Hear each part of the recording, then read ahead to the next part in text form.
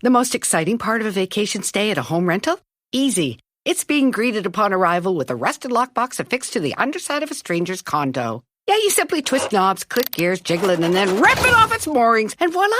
Your prize is a key to a questionable home rental and maybe tetanus. When you just want to get your vacation started by actually getting into your room, it matters where you stay. At Hilton, we deliver your key right to your phone on the Hilton Honors app. Hilton, for the stay. Campaigning in New Hampshire.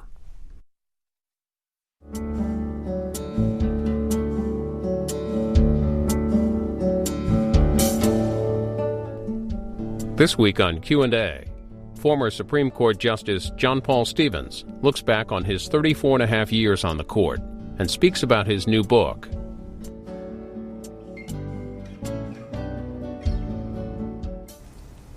Justice John Paul Stevens, you have a book. It's called a Supreme Court memoir, but it's called Five Chiefs. Why? Well, because it's a book about the Chief Justices of the United States, and the reason I've written about five is that I've had personal contact with five of the most recent five chiefs. So they're the five to whom the title refers. Let me put on the screen a slide that shows these five names and the times that they were serving on the court. And it starts with Fred Vinson, right, who was nominated by President Truman. He served 7 years. Earl Warren, by President Eisenhower, served 15 and a half years. Warren Burger, about 17 years, appointed by Richard Nixon. William Rehnquist by President Reagan, 19 years. And John Roberts, who's the current Chief Justice, by President George Walker Bush, 6 years. Start with Fred Vinson. What did you write about him? Well, there are two parts of it, I guess. I haven't taken a second look at it recently, as I mentioned to you, but there's a discussion of his appointment, a little bit about his appointment, and about his work, partly through the observations of one of his former law clerks, Arthur Cedar, who was a classmate of mine in law school and remains a very good friend. As a matter of fact, we were born on the same day, so that we have a lot of reasons to be friends. But talking to Art gave me some things I thought would be of interest in the book. So I got that's one source. And a second source is my own experience the year ahead of Art's clerkship, when I was clerking for Justice Rutledge, and I had a few chances to come in contact with Chief Justice Vinson during that period.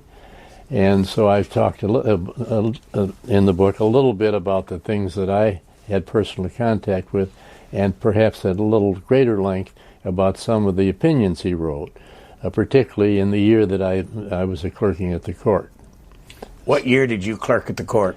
I clerked on the October 1947 term. In other words, I went to work in, I think, sometime in September of 47, and I was there until I guess the end of June and early July of 48.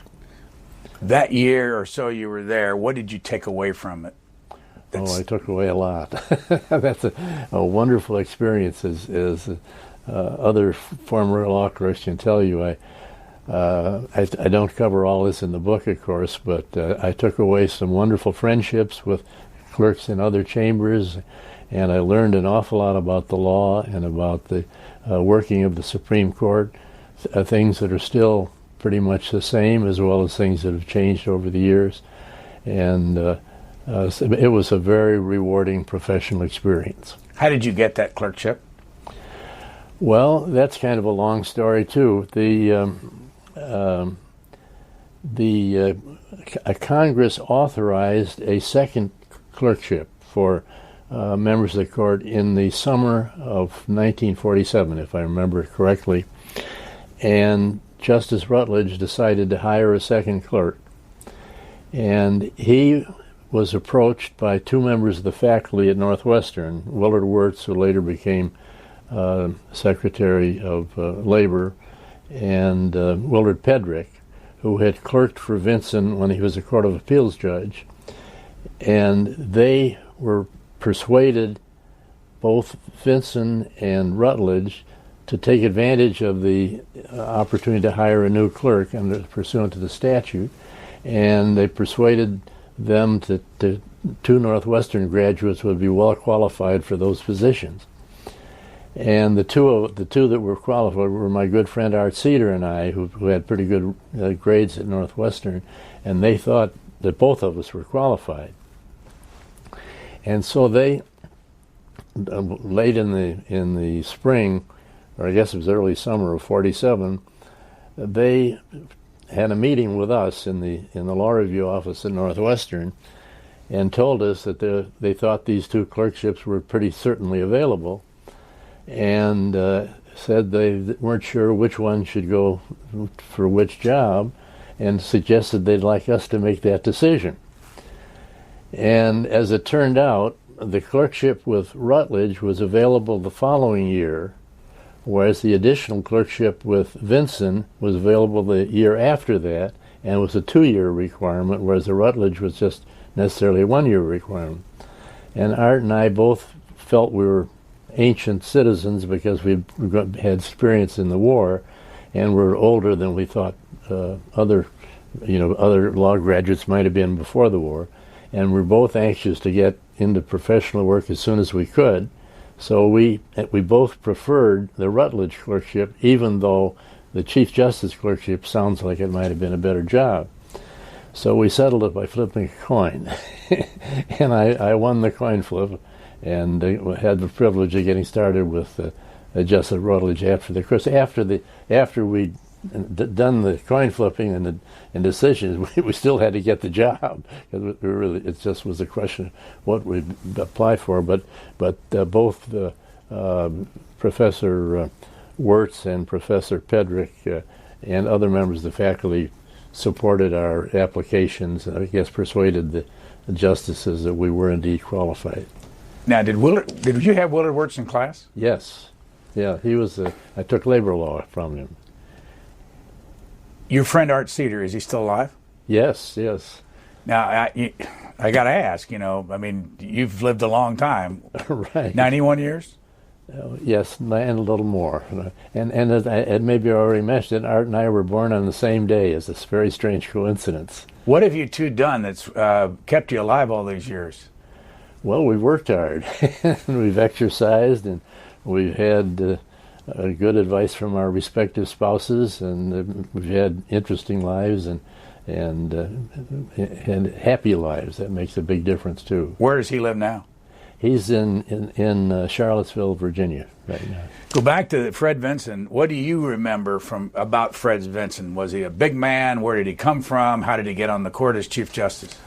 Well, he was not a big man. He was heavy. He was a heavy man. In fact, that's one of the incidents I think I've worked into the book, that on occasion when his messenger, who would usually drive him to work and back to the hotel where he lived, I can't think of the name of it right now. He lived at the Wardman?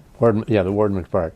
Art would occasionally have to drive him home in his beat-up old Ford car that was several years old, and Vincent had a little trouble getting in and out of the car because he was heavy, and he remembered driving up to the Wardman Park, and the doorman, seeing his car, wanted to shoo him away, and until he saw that the Chief Justice was in the front seat, and then he'd greet them in a much more cordial way, and then Vinson would, with some difficulty, get out of the car and go home. He was there 7 years as chief. Do you remember what significant impact he had on the court, and either how it ran or?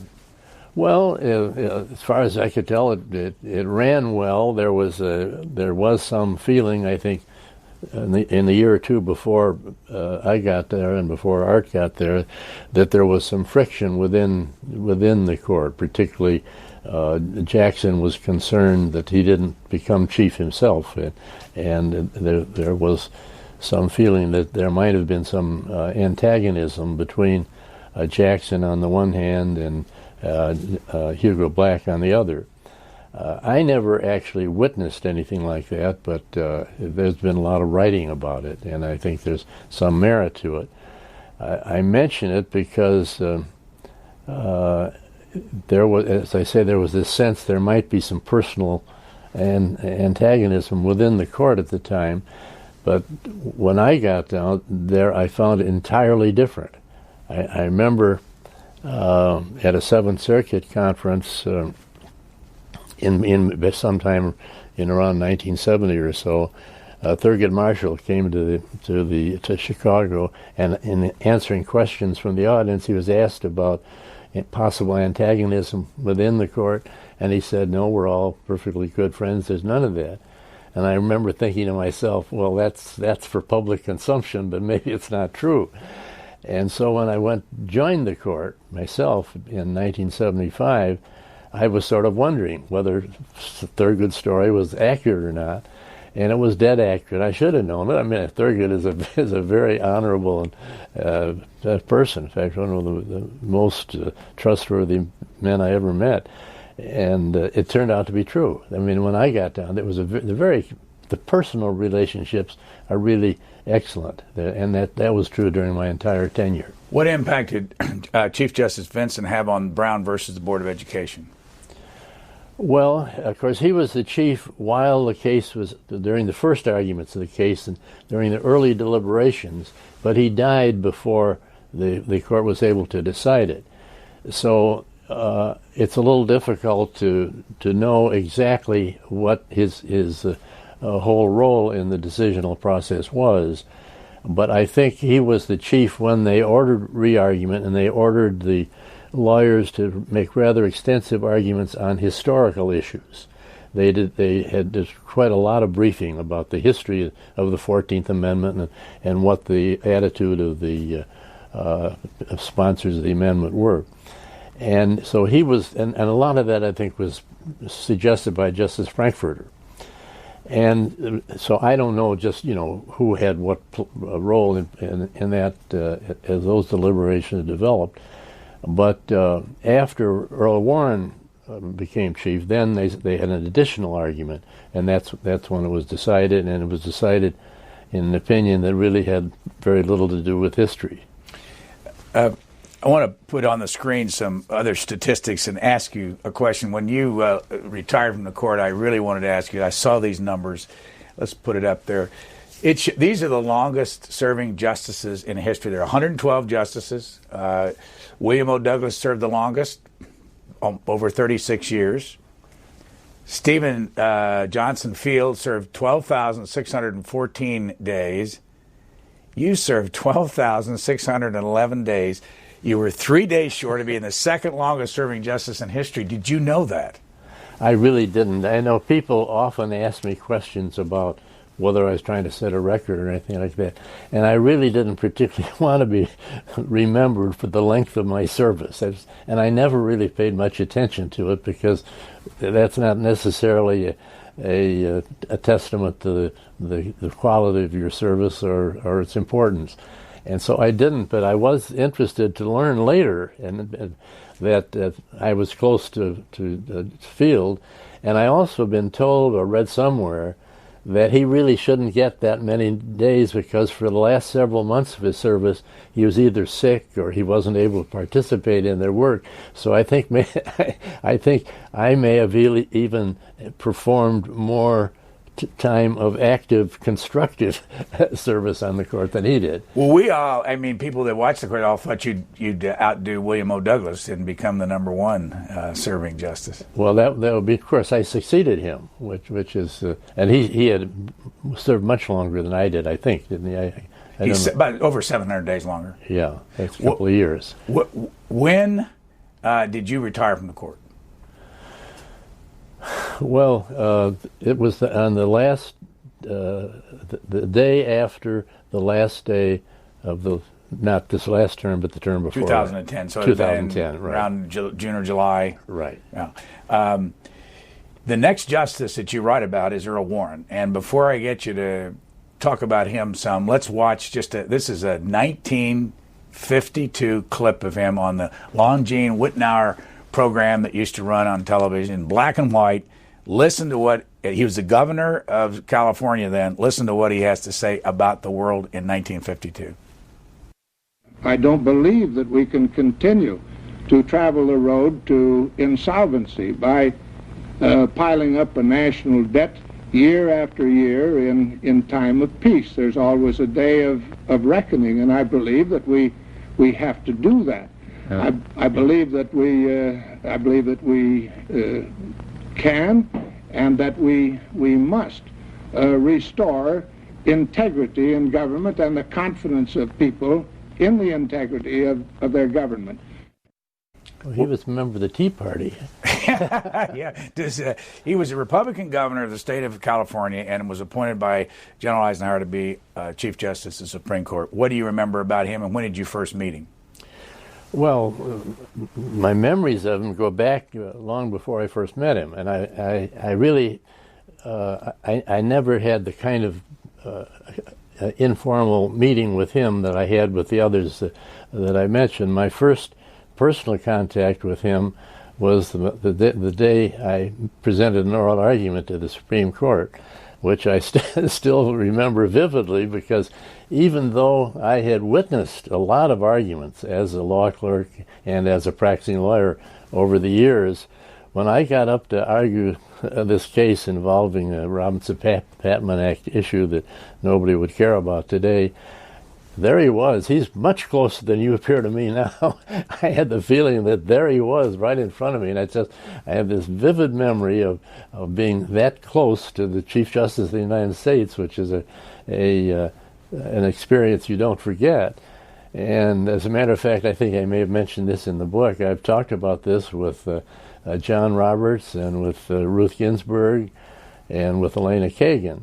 And they all have remember the same sort of sensation at their first argument, and it's really a very memorable event. What happened to the case you were arguing? Did you win? No, I lost.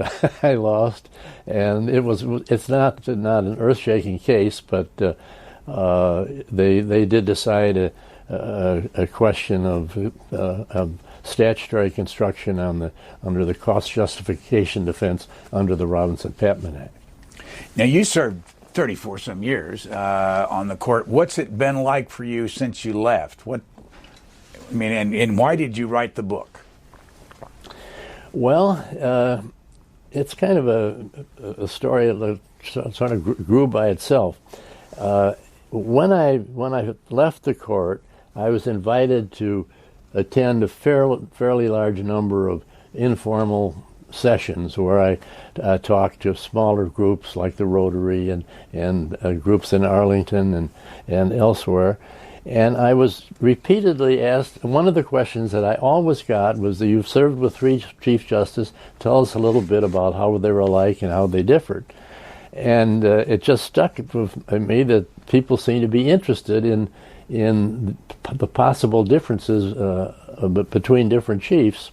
And then I thought, thinking back further, I thought, well, actually, I've had some contact, not as intensive, with five, and the idea came to me that there might be a fair amount of interest in talking about the chiefs.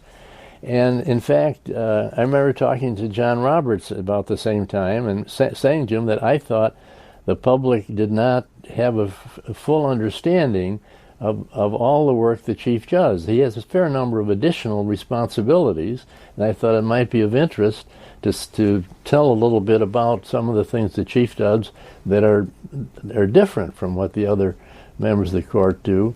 And also, the other side of the coin was, I wanted to make the point that when we are deciding the merits of cases, which is, of course, the most important thing we do, the nine of us really are all equal. The chief has certain procedural responsibilities, but when you're actually voting on the outcome of a case, he's just one of nine. So both the interest in letting people know a little more about other work of the chief, as well as making the point that as an associate justice, I considered myself his equal on our most important work. I thought both of those thoughts merited sort of a discussion. And then as I got into writing it, different ideas came to me, and as I may have mentioned in other occasions, I enjoy writing. I like the work of writing opinions while I was a justice, and so this was kind of replaced a lot of that work that what I was doing as an active judge, and so they grew like topsy. Although I should say that I also have a section in there about the first 12 chiefs who came. Just as a background, and that was suggested by my agent on the book, suggested that would be helpful, and so I wrote that pretty much after the other parts of the book were put together, and that is not a study in depth about the earlier chiefs, but sort of something to get the people who are not as familiar with the court as some scholars and some of the rest of us are, give them a little background that I thought might be of interest. What impact did Earl Warren's 15 and a half years as chief have on the country? Well, it had a tremendous impact. Of course, I think the most important case is Brown against the Board of Education, which he's famous for. I think he may well be responsible for producing a unanimous opinion. But as I suggest in the book, I don't think the unanimity of the opinion is as important as the result itself, and I don't think it would have been the end of the world if there had been dissenting opinions expressing views that were fairly prevalent in society at the time, and so I've never been one who thought unanimity was an absolute requirement, and often, as I suggest in the book, dissents will actually sometimes improve the quality of opinions because everyone knows then what arguments were considered and what the answers are to specific arguments. So I have never been one who thought that the unanimous character was the major achievement. The major achievement was the result itself, which I think was obviously quite clearly correct. And interestingly about that case, I think the decision is not the product of the history and all the historical research that Vincent and Frankfurt had requested, because I think a lot of that history suggests that the people who adopted and ratified the 14th Amendment did not anticipate or realize that it might put an end to segregated schools.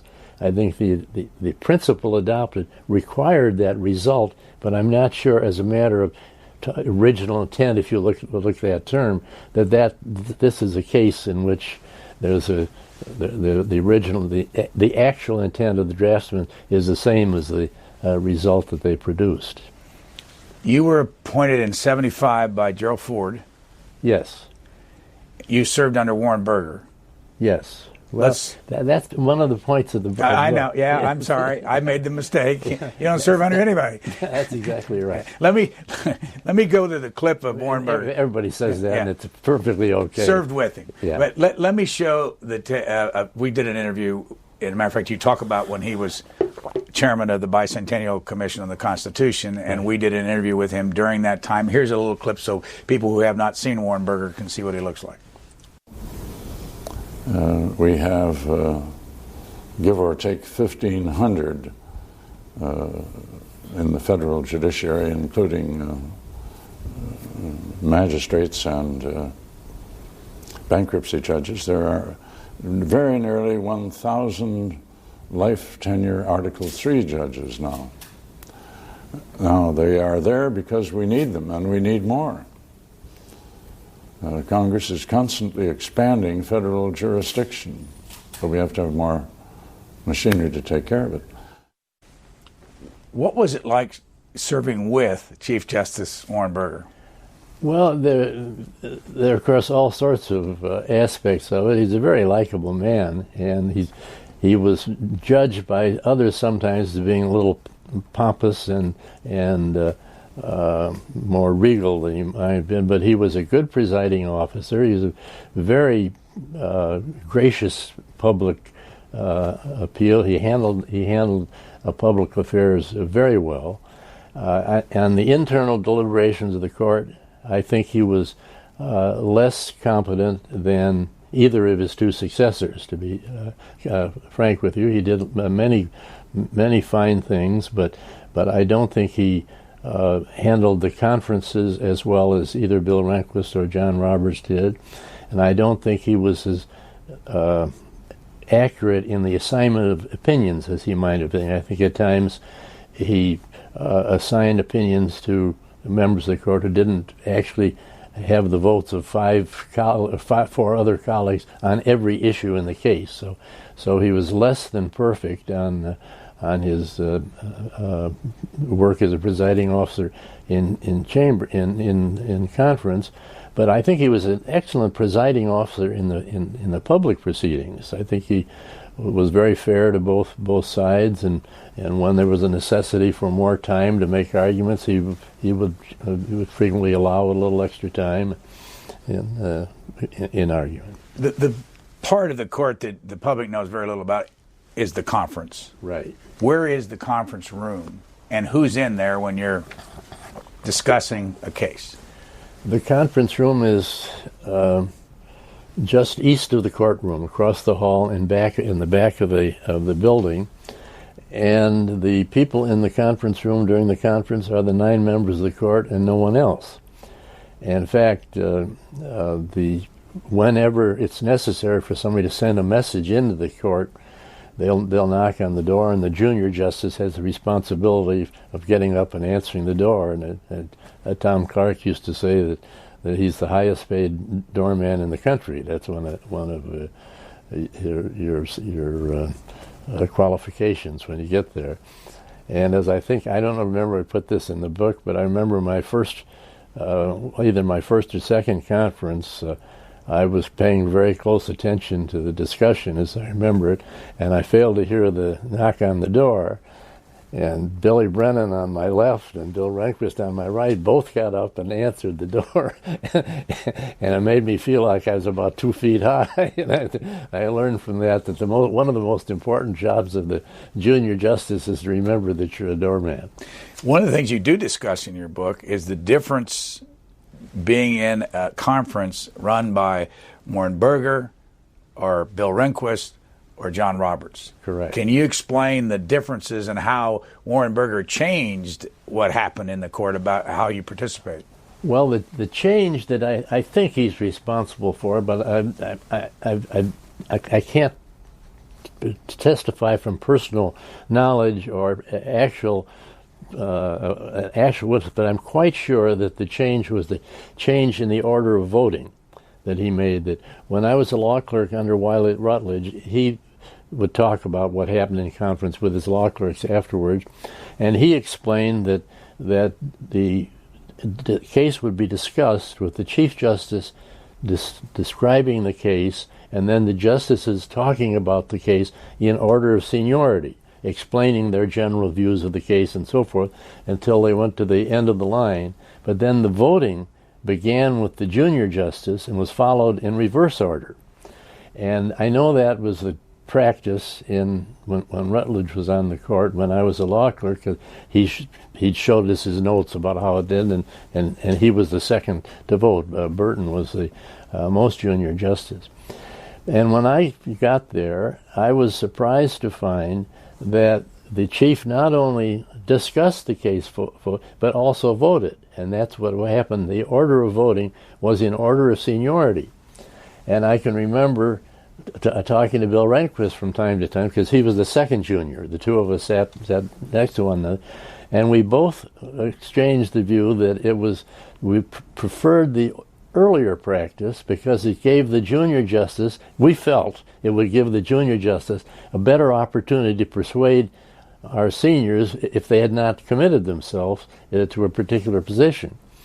But then when he became chief, his views on that issue changed, and he went along with the other view. Explain the difference between being chief justice, what their responsibility is, and an associate justice.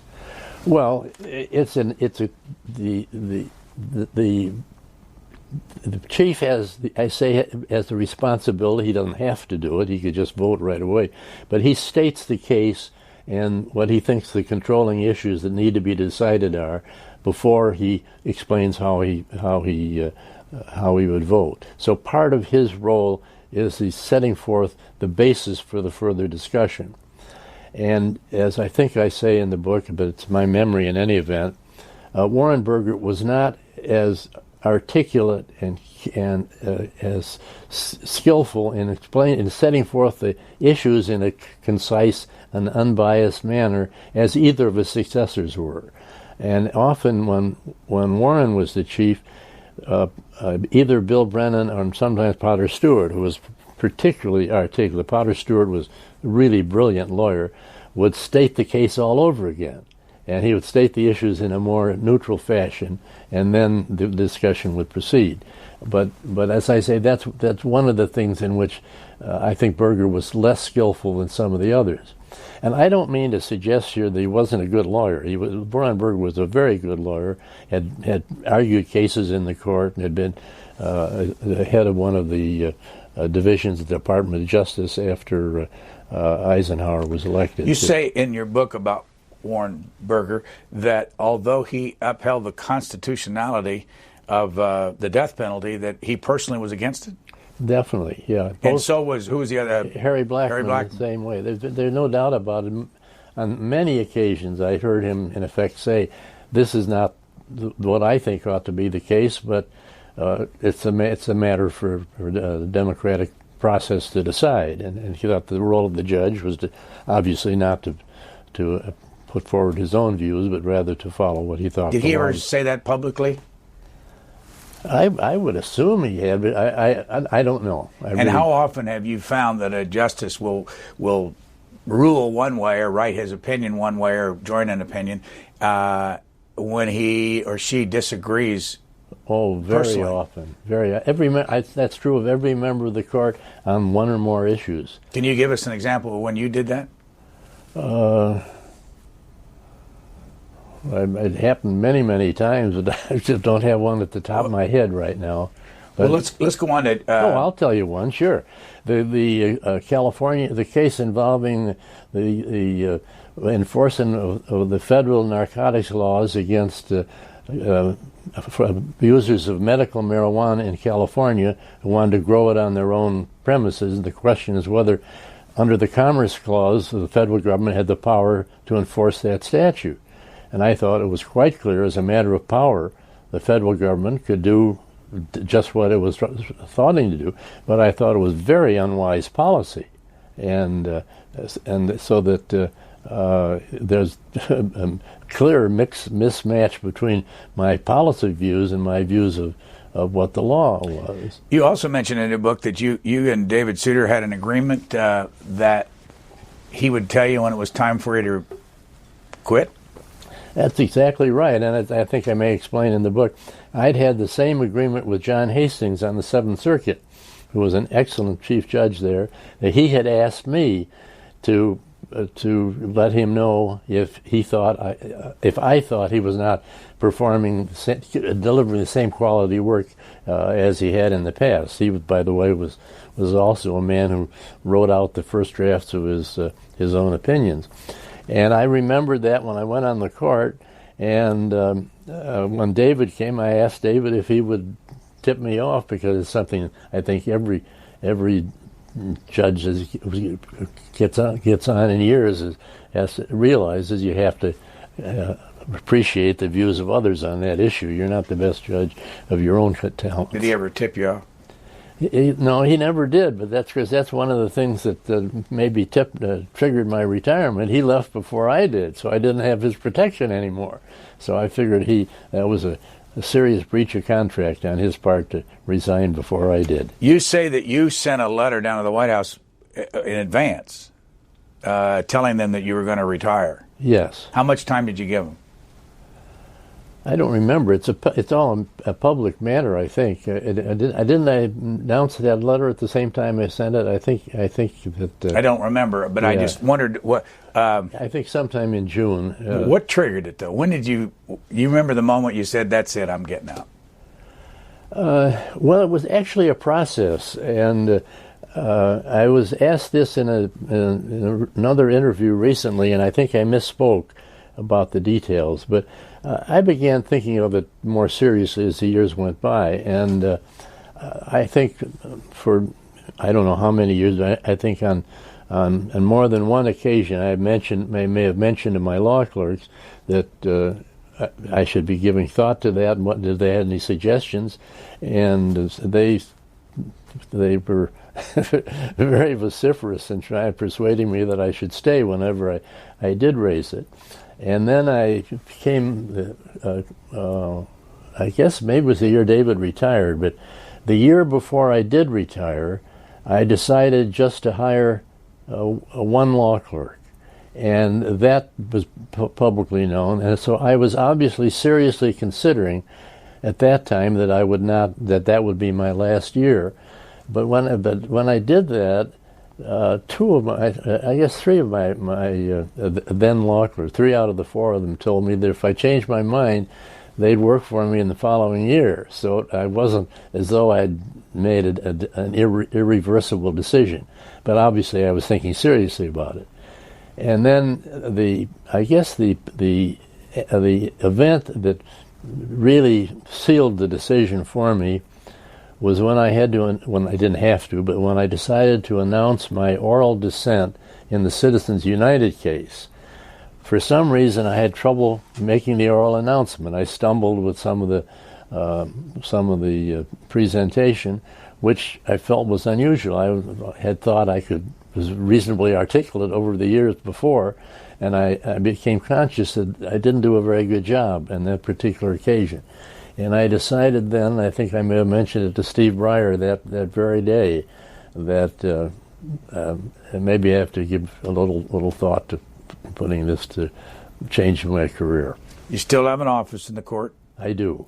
Have you sat on any circuit court cases? No, I haven't. And one of the important bits of information about retirement that I learned from Jeff Manier, the chief's the solicitor to the chief, was that I'm entitled to keep my chambers and my law clerk and my secretary, even if I don't sit on cases. But if I don't sit on cases, I will not be qualified for a raise in pay if Congress ever grants a raise in pay. And I'm not. I think the court is entitled and deserves better pay, but I'm not really going to lose any sleep over the likelihood that there will be a salary increase. Here's the 4th Chief Justice you write about, William Rehnquist. He was there for 19 years. Let's watch just from an interview clip of him. Today, we do have a system called the cert pool, cert standing for certiorari, in which first 5, then 6, then 7, now 8 of the justices pool their law clerks to write memos about the 5,000 petitions for certiorari. That did not exist when I was a law clerk. My co-clerk and I, to Justice Jackson, divided up 1,200 cases between ourselves and wrote little memos to him in that way. And I think Justice Stevens, who is the clerk not in the cert pool, still operates that way. Was that true? You did not operate as a part of the cert pool? That is true, and the bill's description of it is exactly right. You might be interested in knowing that Justice Alito, although he was a member of the cert pool his first year, and I don't know whether second or third, has decided to operate independently, so that they're now, although for a while there were 9 members of the pool, there are only 8 again.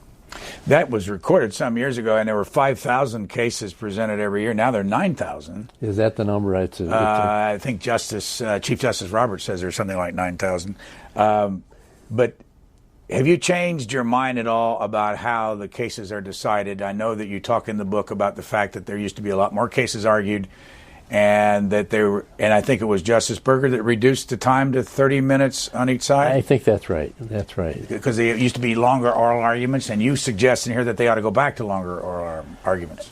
I think they should go back to longer arguments on a fair number of cases. I'm not suggesting that they should do it on every case, but I think that they're really for 2 different reasons. One is having a smaller docket gives you more time, and the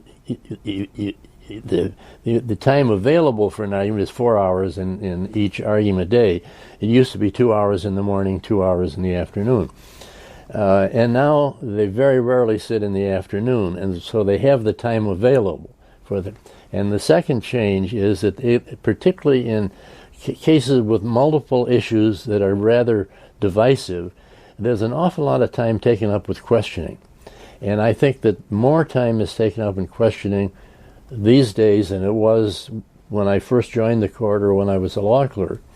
And I think so much time is taken up that sometimes the lawyers really don't get an adequate opportunity to say everything that they plan to say.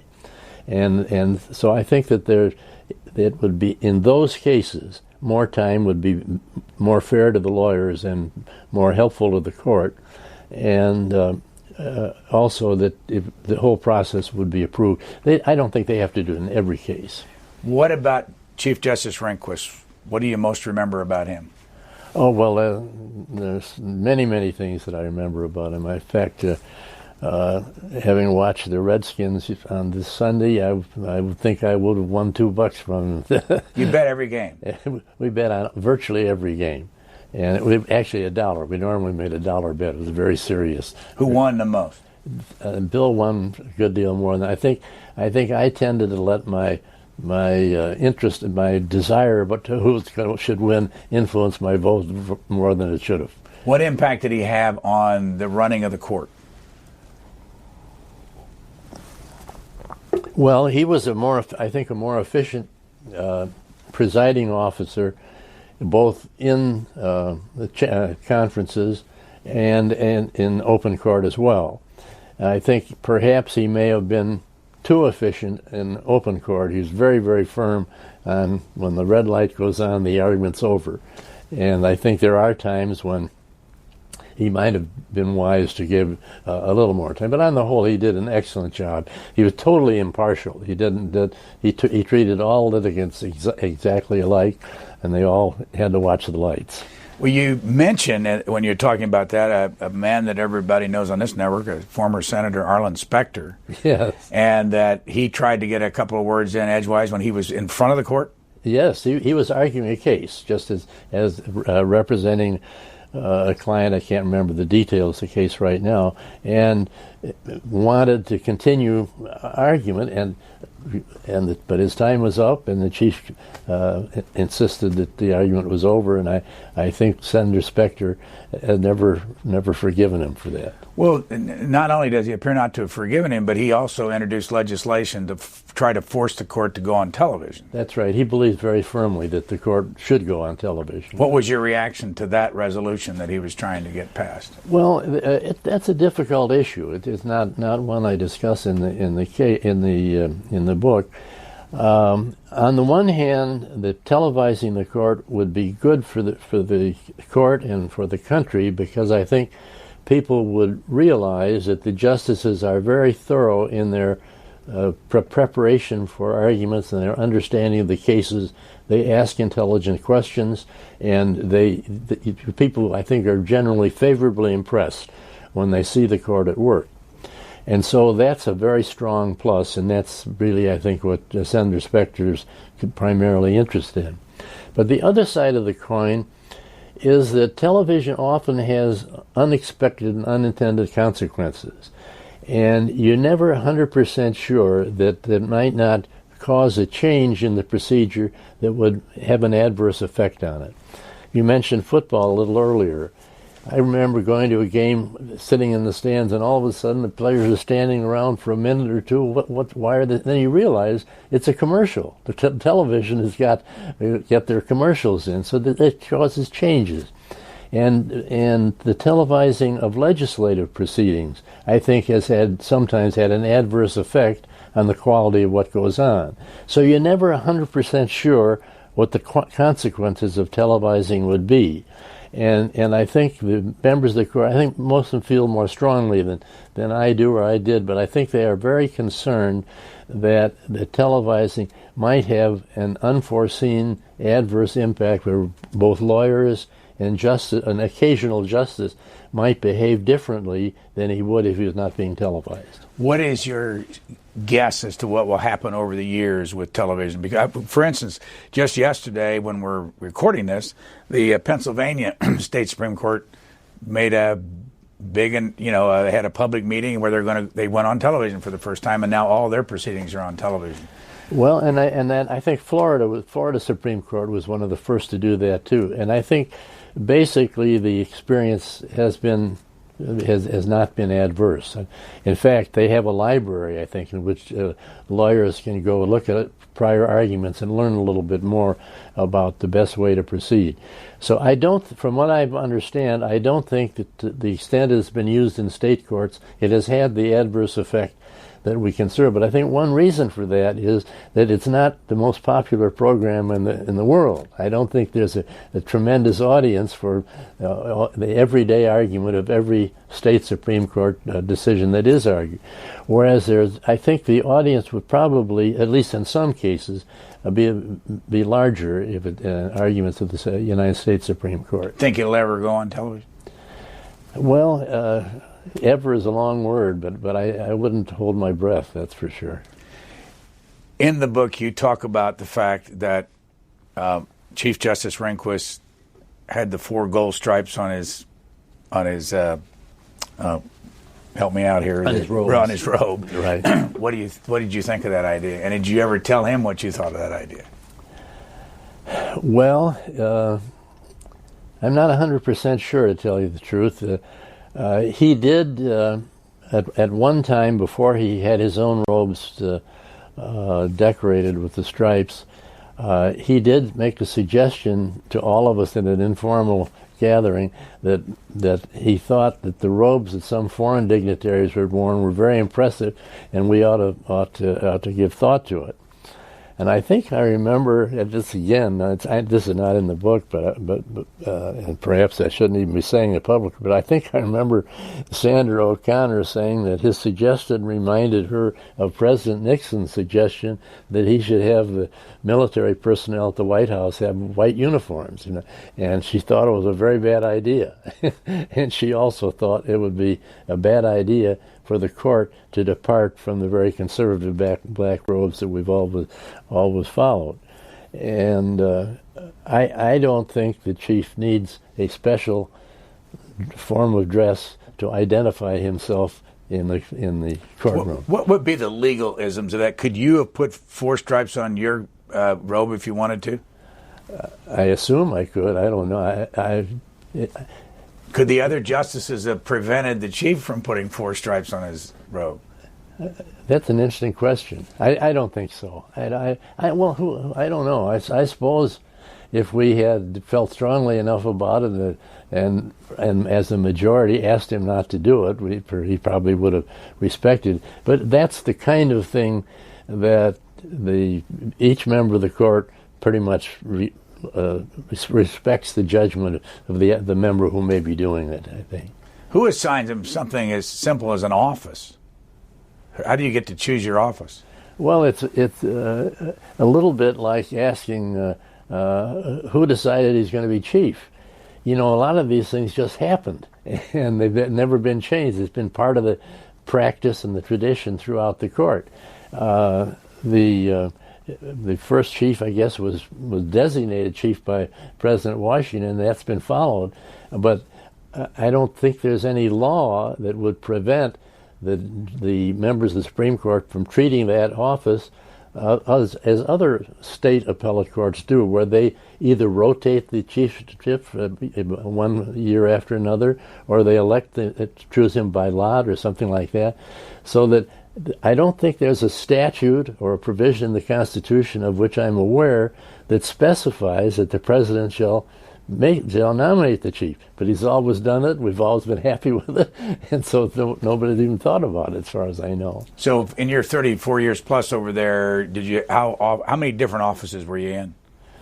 Well, I was in 1, 2, 3, 4 different offices. And you move according to seniority when? No, well, yes and no. I first started in the office that I'm occupying right now, which is in a beautiful spot on the west side of the building where I have a beautiful view of the Capitol.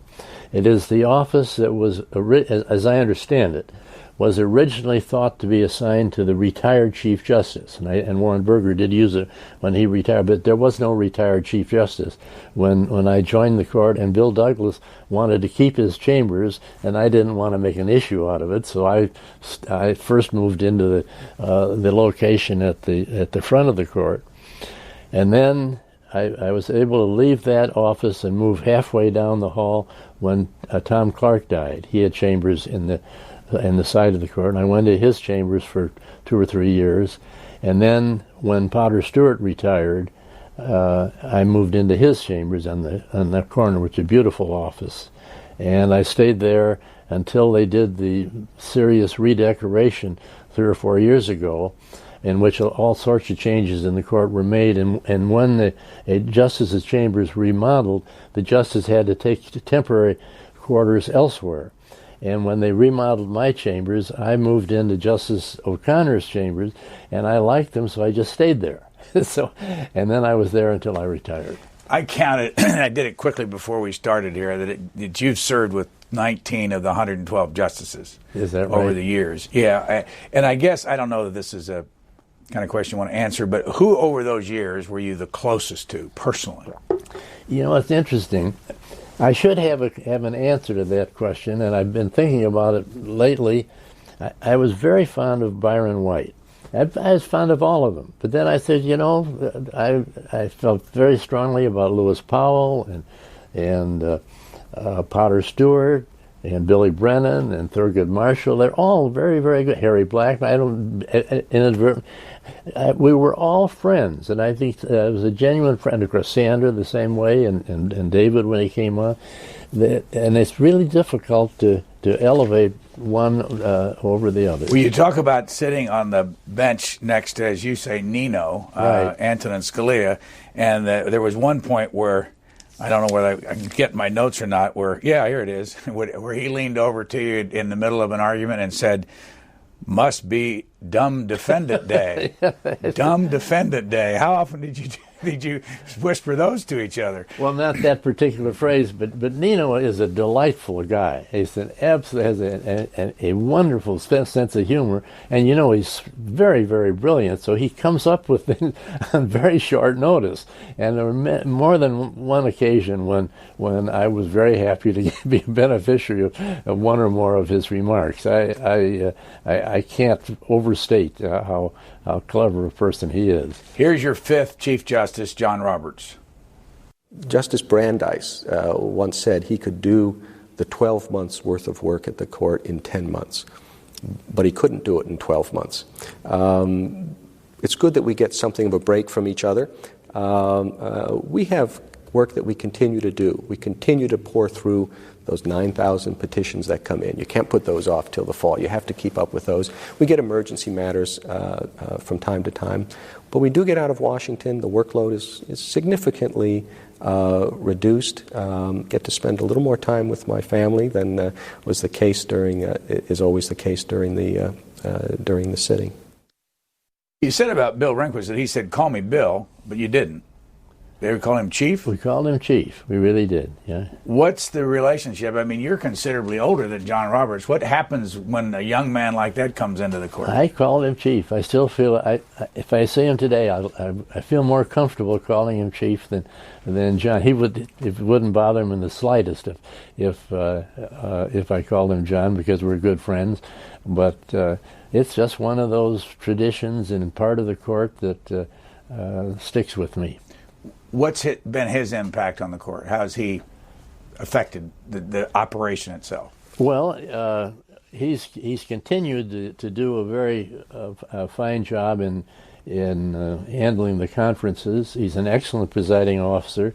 I think he may well be the best I can't really evaluate Warren in that particular, because I know he was very highly regarded the way he handled public affairs too. But John is an excellent presiding officer. He's particularly good also in public affairs where he might have to be talking to a group of judges from a foreign country who are paying a visit to the court or something and explaining what's going on there. He always would have something interesting to say about the history of the court that they could understand and appreciate. He's a very attractive person. So what of all the 112 over the years, let's pick on the ones that you didn't serve with, who would you have liked to have known? Well, that's a wonderful question. I guess the ones the three that come most immediately to mind are the three that I regarded as heroes when I was a law student: Cardozo and Brandeis and Holmes. Brandeis was the first Jewish member of the court? Yes, I think that's right. Because now I believe there's something like, 6 Catholics and 3 Jews on the court now, now that you've gone. Does it matter when people look at the court from the outside and they see that? Does that make a difference as to how people make decisions? No, I don't think it does. I don't think it makes a difference at all, although at one time it was thought to be important. I mean, there was considered to be a Jewish seat on the court for a while, and that went from I guess I don't know whether Steve or Ruth has that now, but in any event, I don't, and I guess I'm the last wasp. You're the last wasp. And when I first came on the court, of course, was done. Most of the court over the years has been Protestant and white Anglo-Saxon, so that's true. But I don't think it makes a particle of difference. It really is totally irrelevant in the discussions, and there may be an occasion when a religious holiday is given particular significance by a member of the court, but other than that, it's totally irrelevant to the decisional process. How did you do this book? I did it the same way I write opinions. I had ideas, and I'd write them out, and then I'd do more. And then when I got to a certain point, I asked my law clerk to read it over and make suggestions, and as my law clerks had done on my opinions, and I got excellent suggestions as I went along. And as I think I may have mentioned, my agent suggested the chapter about the earlier chiefs. But I wrote it, most of it at home, some of it in the office. And I'm sure over the years you read the media copy on the way you made your decisions and whether or not Jerry Ford was happy with your political positions on the different issues. The question isn't that so much as, did you and President Ford ever talk about that in private? No, never either before I was appointed or after I was appointed. He did write me a letter that I'm very proud of, that I've got on my wall, which generally indicates agreement with my judicial work, but I don't remember ever discussing any legal issue with him. What do you want people? What's the thing you want them most to take away from this book? From the book? Yeah. Well, I don't know. It's in a way it's kind of a mishmash because it's a mixture of personal recollections and comments on different aspects of the law and different people. So I just don't know. I don't expect it to be valued very highly by scholars because it's not really directed at scholars, and I think perhaps there's some members of the general public will think I've got too much discussion of cases in there, and others may feel otherwise. It's kind of hard to say because it's something that just kind of grew as I worked on it. Justice John Paul Stevens, we're out of time. Great. The name of the book is called 5 Chiefs. Thank you very much for joining us. Well, thank you. You've been very kind to me.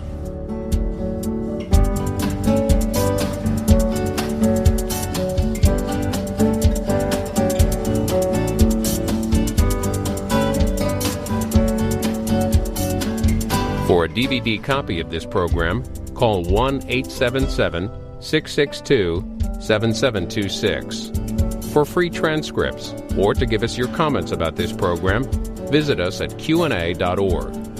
Q&A programs are also available as C-SPAN podcasts.